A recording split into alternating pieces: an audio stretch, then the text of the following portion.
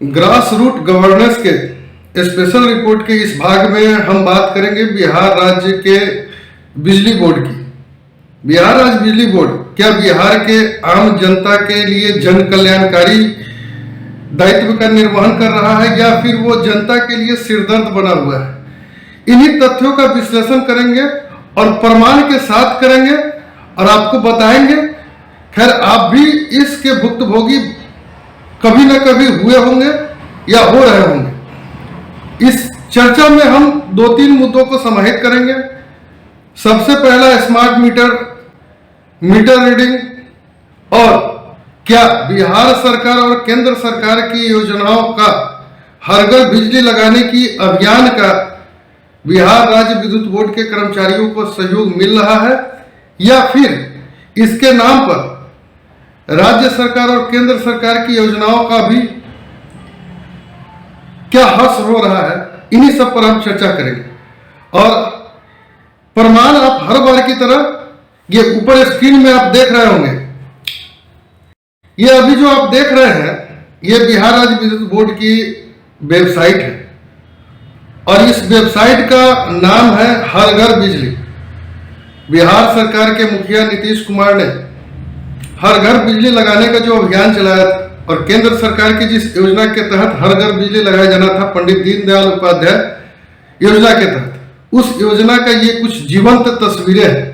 आप देख सकते हैं इन तस्वीरों में कि 11 नवंबर 2022 को ये सभी हर घर बिजली योजना के तहत अपने घर पर बिजली लगाने का आवेदन किए थे और ये मुजफ्फरपुर जिले के कांटी नगर परिषद क्षेत्र के पूर्ववर्ती वार्ड 8 और वर्तमान वार्ड संख्या 16 के मल्लाह जाति के लोग हैं, जिन्होंने 11 नवंबर 2022 को अपना आवेदन बिजली के लिए दिया था और आज की तारीख है 16 फरवरी 2024। तकरीबन 1.5 साल का समय बीत चुका है।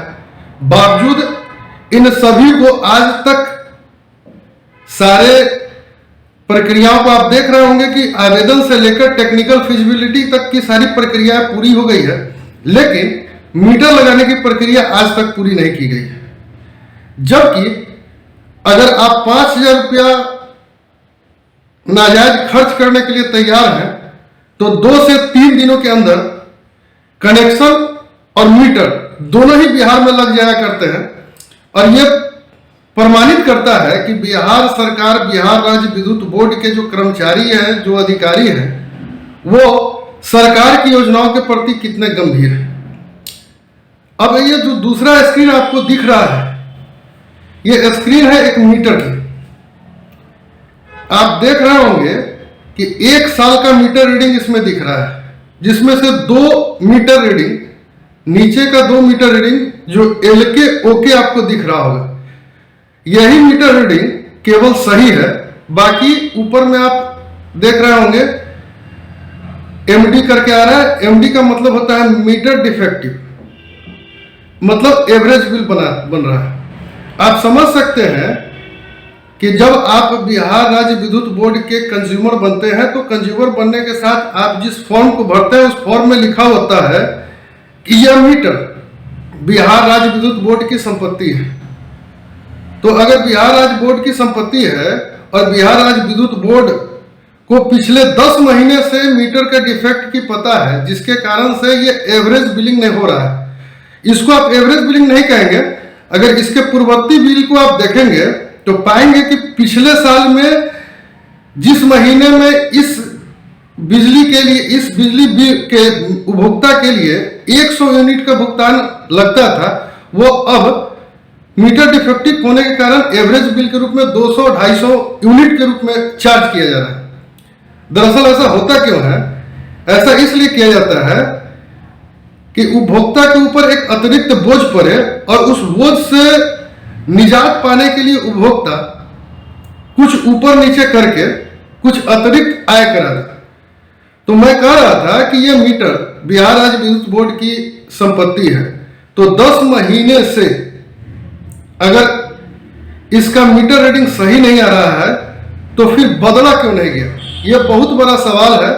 और यह सवाल सरकार के लिए भी है कि सरकार ने अपने विभाग में कैसे कर्मचारियों, कैसे अभियंताओं को नौकरी पर रखा है जो 10 महीने बाद भी, मीटर खराब होने के बाद भी, जबकि मीटर बिहार बोर्ड की संपत्ति है, बावजूद मीटर बदलने के लिए तैयार नहीं।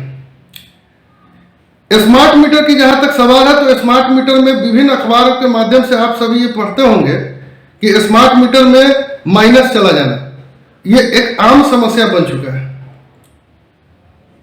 तो अब सवाल यह है कि बिहार राज्य के मुख्यमंत्री नीतीश कुमार जो 7 निश्चय योजना के तहत हर घर में बिजली लगाने का अभियान जारी किए थे, क्या उनका यह सपना इसी प्रकार से पूरा होगा? और यह सवाल इसलिए भी जरूरी है कि सरकार के इतने लंबे चौड़े जंबो जेट कर्मचारियों की फौज के बावजूद, जो कर्मचारियों की फौज बिहार के नागरिकों के टैक्स पर अपना वेतन पाते हैं, फिर उन्हीं नागरिकों को सरदर्द देकर फिर ऊपर और नीचे की आमदनी के लिए इतना परेशान करते हैं, तो क्या राज्य सरकार इस पर संज्ञान लेगी?